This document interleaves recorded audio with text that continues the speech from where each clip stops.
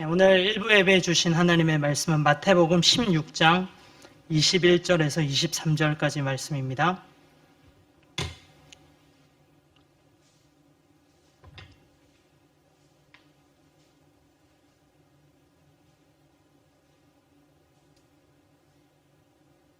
하나님의 말씀 마태복음 16장 21절 22절 저와 여러분들 함께 한 목소리로 읽겠습니다. 시작. 이때로부터 예수 그리스도께서 자기가 예루살렘에 올라가 장로들과 대제사장들과 서기관들에게 많은 고난을 받고 죽임을 당하고 제3일에 살아나야 할 것을 제자들에게 비로소 나타내시니 베드로가 예수를 붙들고 항변하여 이르되 주여 그리 마옵소서. 이 일이 결코 주께 미치지 아니하리이다. 아멘. 이 말씀으로 말씀보다 앞서지 않기라는 제목으로 하나님 말씀을 증거하겠습니다. 성도님들 안녕하세요. 한 주 동안 잘 보내셨습니까? 지금 오늘도 그렇지만 장마 영향으로 인하여서 지난 한 주는 계속해서 비가 내렸습니다. 이 내리는 비를 보면서 저는 이렇게 기도했습니다. 주님, 우리에게도 하나님의 은혜의 단비를 내려주십시오. 오늘 이 시간 교회 건물에서 함께 예배드리지는 못하지만 각자의 처소에서 예배드리시는 성도님들 위에 하나님의 은혜의 단비가 내리는 그런 역사가 있기를 간절히 기도합니다. 오늘 우리가 예배를 드리면서 방금 우리는 이렇게 신앙의 고백을 했습니다. 사도신경으로 우리들의 신앙을 고백을 했고 또 이어서 바로 우리가 찬양과 함께 신앙 고백을 했는데 이런 고백을 했죠. 예수는 그리스도시다. 예수는 주님이시다. 이런 고백을 드렸습니다. 우리들은 매주 이 고백을 하고 있지만 이 고백의 의미가 얼마나 대단하고 놀라운지 잘 실감을 못하는 경우도 있는 것 같습니다. 예수는 그리스도시다. 예수는 주님이시다. 라고 하는 이 고백을 제일 처음 한 사람은 우리가 알고 있는 것처럼 예수님의 제자 베드로였습니다. 오늘 말씀을 한번 찾아보면 좋겠는데요. 마태복음 16장 16절입니다. 이렇게 베드로가 예수님 앞에 고백을 했습니다. 같이 화면을 보시면서 함께 읽어보겠습니다. 시작. 시몬 베드로가 대답하여 이르되 주는 그리스도시요 살아계신 하나님의 아들이시니이다. 이 고백의 시점은 예수께서 십자가에 돌아가시기 채 1년도 남지 않은 그때였습니다. 이 고백은 예수님께서 제자들을 데리고 가이사랴 빌립보라고 하는 곳에 가셨을 때 제자가 한 것인데요. 이 가이사랴 빌립보라고 하는 이 장소가 굉장히 중요합니다. 가이사랴 빌립보라고 하는 이 도시는 이 도시의 이름에서도 알 수 있듯이 가이사랴라고 하면 그 당시에 로마의 황제를 지칭하죠. 카이사르 아우구스투스티누스, 로마의 초대 황제를 기리기 위해서, 기념하기 위해서 헤롯 빌립이라고 하는 왕이 만든 도시입니다. 이 가이사랴 빌립보의 가장 높은 곳에 로마의 신전이 세워져 있습니다. 로마 황제에게 예배드리기 위한 그런 로마 신전이었습니다. 로마의 황제가 이 세상의 신이다라고 하는 그 상징성을 가지고 있는 그 가이사랴 빌립보에 로마의 신전 위에서 베드로의 신앙의 고백은 이루어진 것입니다. 주는 그리스도시요 살아계신 하나님의 아들이십니다. 이 고백이 얼마나 놀라운 고백입니까? 첫 번째는 이 고백은 로마 황제가 나의 주인이 아니다. 내 주인은 오직 예수님 당신밖에 없습니다. 이런 의미입니다. 그리고 이 또 고백의 의미는요. 로마의 황제는 신이 아닙니다. 나의 신은, 나의 하나님은 오직 예수님 당신밖에 없다라고 하는 그런 의미입니다. 그리고 이 고백은요, 예수님께서 그리스도십니다. 예수님께서 메시아이십니다. 그 의미는 기름 부음 받은 자, 우리의 죄를 구원해 주시는 구원자이십니다. 라고 하는 이 고백인 것입니다. 이 고백이 얼마나 놀랍습니까? 베드로가 이 고백을 했을 때 예수님 참 기뻐하시면서 베드로를 칭찬하셨어요. 베드로야, 하나님의 은혜가 있었기 때문에, 하나님의 복이 있었기 때문에 네가 이런 고백을 할 수 있었구나. 너의 이 고백 위에 내 교회를 세우겠다라고 예수님께서 말씀하셨습니다. 베드로에 있어서 이 고백이, 이 예수님의 칭찬이 얼마나 영광스러웠는지 우리는 쉽게 상상을 할 수 있을 것 같습니다. 오늘 우리가 살펴볼 이 본문은 이 배경, 방금까지 제가 설명드렸던 이 배경 위에서 계속되어야 됩니다. 가이사랴 빌립보에서 예수님을 향한 베드로의 놀라운 신앙 고백이 있었습니다. 그런데 베드로가 보기에 이 시점을 계기로 예수님께서 좀 이상해지신 거예요.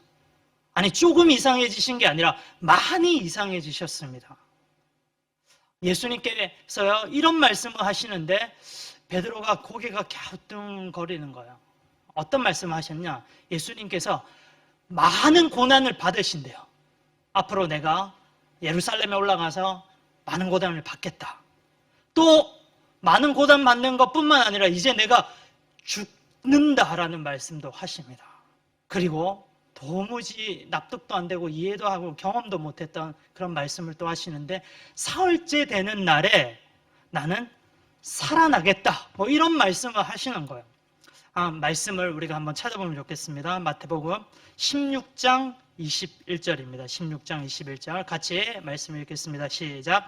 그때로부터 예수께서는 자기가 반드시 예루살렘에 올라가야 하며 장로들과 대제사장들과 율법 학자들에게 많은 고난을 받고 죽임을 당해야 하며 사흘째 되는 날에 살아나야 한다는 것을 제자들에게 밝히기 시작하셨다.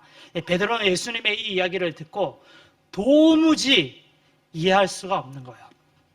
아니, 방금 내가 예수님은 하나님이십니다 라고 해서 그렇게 예수님이 저를 칭찬해 주셨지 않습니까? 그런데 이 하나님 되시는 예수님이 어떻게 사람들에게 고난을 받을 수가 있고 어떻게 사람들에게 죽으실 수가 있습니까?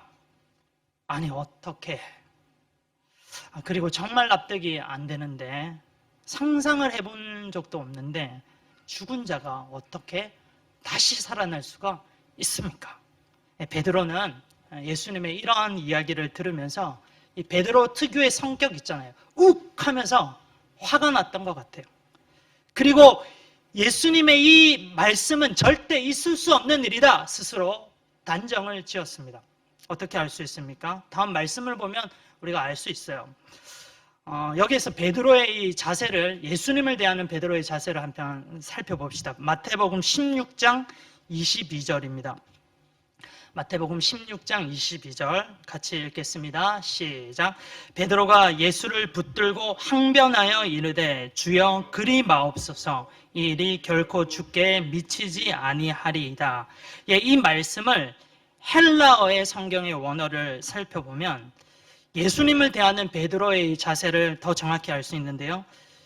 베드로가, 관련 자료 한번 띄워주시고요. 베드로가 예수를 붙들고라고 하는 이 말씀은 이런 말씀 의미가 되겠습니다. 베드로가 예수를 따로 불러 강하게 밀치고, 예수님 잠시만요. 그러면서 예수님을 이렇게 민 것 같아요. 그리고 또 항변하여 이르다라고 하는 이 말씀은, 항변하여 이르다, 그 다음 부분이죠.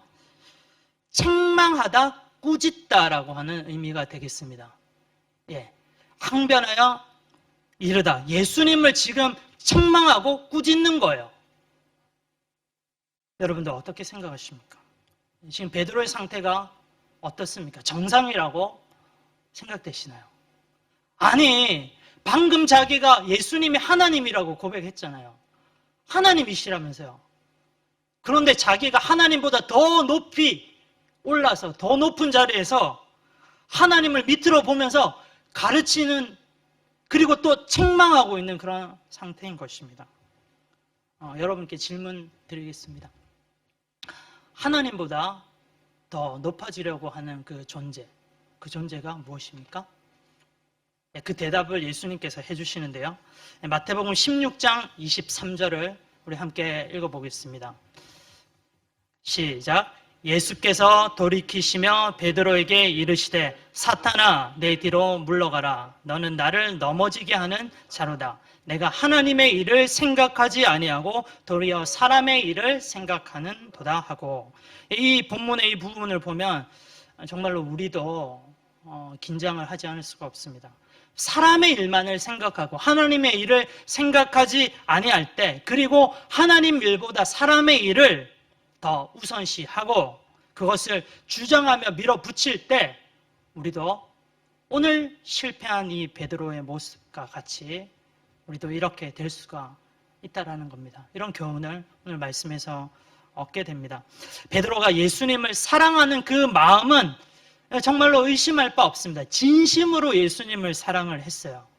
그럼에도 그 마음에 교만이 있고, 칭찬받은 거에 대한 것 때문인지는 모르겠지만 그래도 교만이 있습니다. 그러면서 또 자기의 생각과 자기의 주장이 예수님 말씀보다 더 확실하다라고 생각을 할 때 이렇게 되어버리는 거예요. 성도님들, 오늘 이 부분을 통해서 우리에게 한 가지 생각을 해보고 적용하고 싶은 부분이 있습니다. 베드로처럼 우리들의 생각과 예수님의 말씀, 이 하나님의 말씀이 충돌하게 될 때, 이때 우리는 어떤 자세를 취해야 하는가에 대한 것입니다. 한번 보십시오. 나와 예수님 혹은 하나님의 말씀이 대립하는 거예요. 먼저 이 나란 존재에 대해서 우리가 한번 생각을 해보면 좋겠습니다. 나란 존재, 나의 마음, 내 감정, 내가 살아왔던 문화, 배경, 내 지식, 내가 배웠던 많은 지식과 지혜, 그리고 나의 가지고 있는 가치관, 사상, 내 스타일, 이런 것들이 있잖아요. 어떻습니까? 몇 가지 살펴보면 내 감정을 한번 생각해 볼까요? 예를 들어 보면 오늘 아침에 날씨가 너무 맑았어요. 너무 상쾌하고 좋은 거야. 그래서 너무 오전 내내 기분이 좋았는데 오후가 딱 되자 갑자기 천둥 번개가 내리치면서 비가 억수같이 퍼붓기 시작합니다. 그러면서 내 마음도 변하는 거예요. 아니, 날씨 하나만 변해도 오늘 이 하루에 내 마음이 이렇게 변하는 겁니다. 쉽게 변해버리는 겁니다. 또 내 마음은 어떻습니까? 하루에도 수십 번 바뀌는 것이 우리들의 마음, 내 마음 아닙니까? 옛날에는 진짜 이 사람이 좋아서 이 사람 없으면 내가 죽고 못 사는 이 사람이에요. 너무나도 이 사람이 좋은데, 그렇게 친했던 사람인데 요즘은 그 사람을 보면 극단적일 수는 있는데 전혀 친하지도 않고 좋아하지도 않고, 어떨 때는 원수가 되어버리는 경우도 있습니다. 그리고 또 우리들의 사상도 그렇지 않습니까? 옛날에는 내가 정치적으로 이 보수를 지지했어요. 그런데 1년 뒤에, 2년 뒤에 딱 보니까 나는 지금 진보를 지지합니다. 그 반대일 수도 있고요. 제가 성도님들에게 무슨 말씀을 드리는지 잘 아시겠죠? 그렇습니다. 나란 존재는 신뢰할 수가 없는 겁니다. 나란 존재는 말이죠, 언제라도 변할 수 있는 그런 연약한 존재입니다. 이 말은 나도 내 자신을 모르겠어요. 못 믿겠습니다. 언제 내 마음이 이랬다 저랬다 바뀔지 모르겠습니다. 그래서 나는 나를 신뢰할 수가 없습니다. 그렇다면 예수님은, 하나님의 말씀은 어떻습니까? 하나님의 이 성품을 생각해 봅시다. 이 말씀을 생각해 봅시다. 예수님은 하나님의 그 사랑은 변함이 없어요. 한결같습니다. 우리를 배신하거나 실망시키지가 않습니다. 하나님 말씀 또한 그렇죠. 시간과 공간과 상황과 환경을 뛰어넘어서 이런 것들에 영향을 받지 않으시고, 이 말씀은 누구에게나 동일하고 차별이 없어요. 예수님, 하나님의 말씀은 그래서 우리가 신뢰할 수 있습니다. 꽃은 시들고 풀은 마르지만 예수님은, 하나님의 말씀은 변함없어요. 그래서 우리는 신뢰할 수 있습니다. 이 예수님은, 하나님은, 이 말씀은 절대적입니다. 그래서 우리는 변하지 않는 이 절대적인 예수님을, 하나님을 진리라고 부릅니다. 작년에 제가 좋아했었던 NBA 프로농구 선수 중에 이제 레전드죠. 레전드 중에 한 명이었던 코비 브라이언트라고 하는 사람이 있습니다.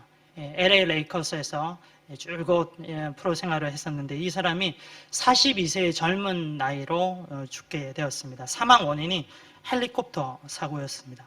사고 당일 안개가 자욱한 날이었는데 이 비행기 조종사가 육안으로 운전을 하다가 비행 미숙으로 인하여서 불운하게 이 사고가 발생한 겁니다.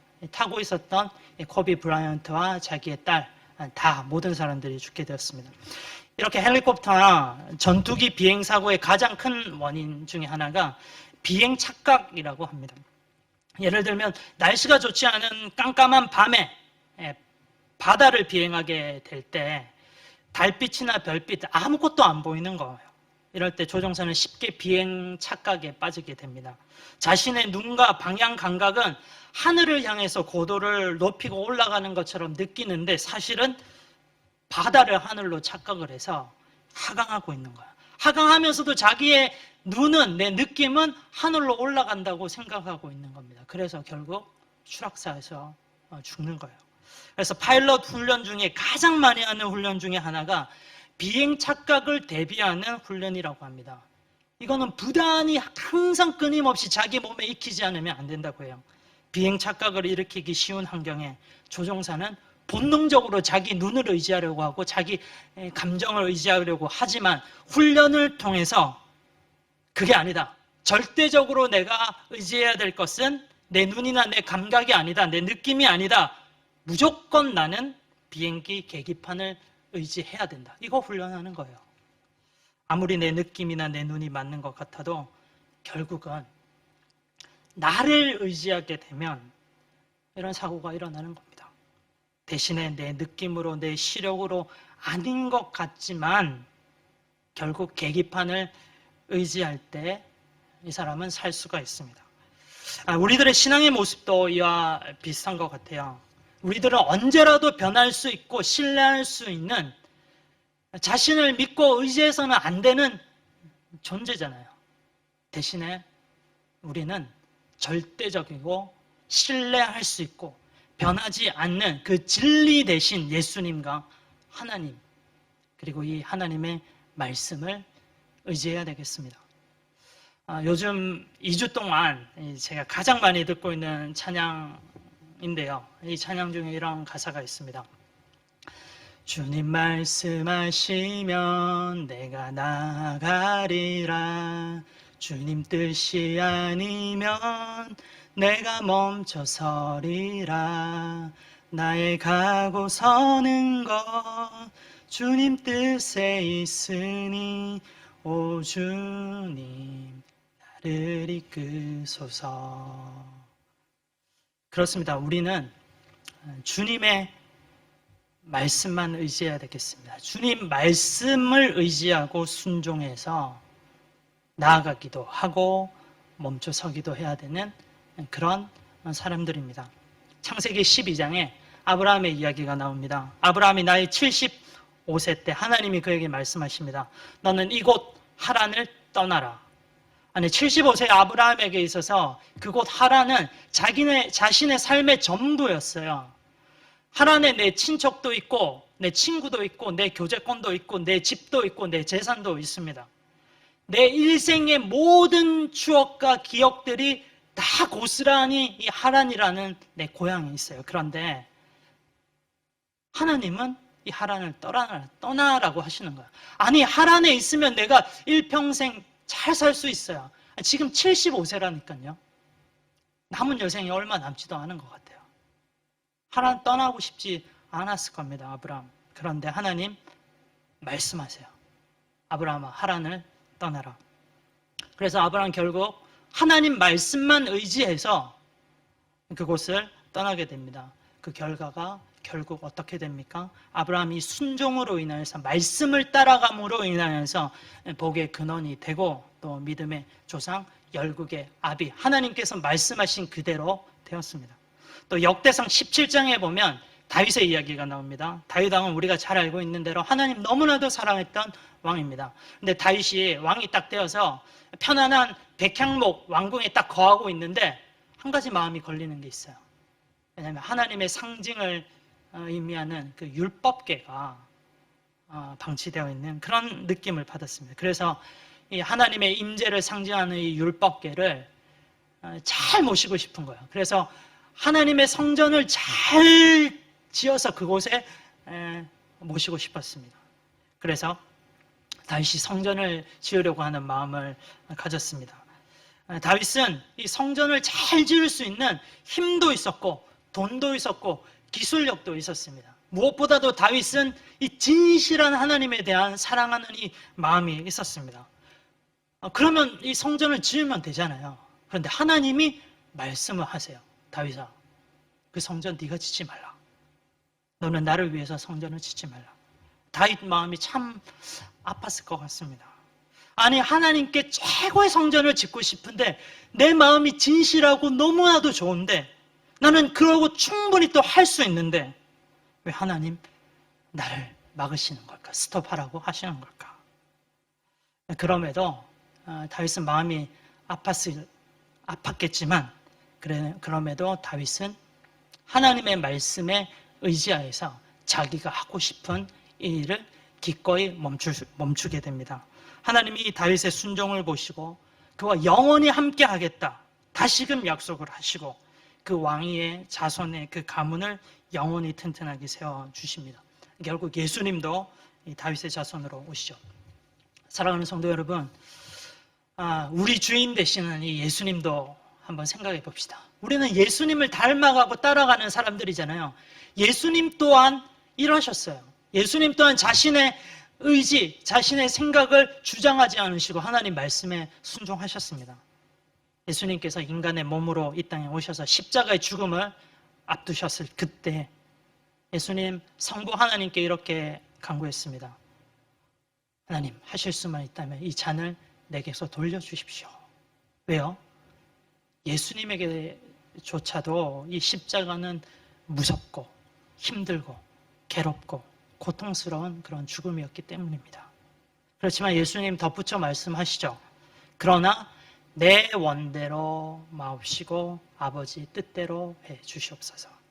결국 예수님은 성부 하나님의 말씀에 순종하여서 인간적인 자신의 뜻을 거두어 들이신 것입니다. 예수님의 이 순종으로 인해서 오늘 우리가 영원한 생명을 얻을 수 있고 우리에게 이 생명이 주어진 것입니다. 너무나도 감사하죠. 사랑하는 여러분, 우리도 예수님처럼 이런 순종의 삶을 살아가면 좋겠습니다. 내 뜻이 아닙니다. 오직 하나님의 말씀을 믿고 의지하고 그 말씀에 순종하여서 나아가기도 하시고 또 스탑하시기도 하는 우리들이 되면 좋겠습니다. 이 결단, 이번 한 주 동안 우리가 실제로 이 결단대로 살아가고 또 평생에 우리가 이 결단대로 살아갈 수 있도록 하나님의 은혜가 충만히 부어지기를 간절히 기도합니다. 기도하겠습니다. 사랑의 하나님 아버지, 우리가 오늘 베드로처럼 예수님 말씀보다 앞서는 자 되지 않게 해 주시옵소서. 우리는 언제라도 불완전한 신뢰할 수 없는 존재입니다. 우리의 연약함을 잘 알고 있사오니 오직 불변하는 진리 대신 하나님의 말씀만 붙잡고 순종하며 살아갈 수 있도록 은혜를 베풀어 주시옵소서. 이번 한 주도 평생에 이런 하나님께서 기뻐하시는 순종의 사람 되게 해 주시옵소서. 감사드리며 우리 주 예수 그리스도 이름으로 기도합니다. 아멘.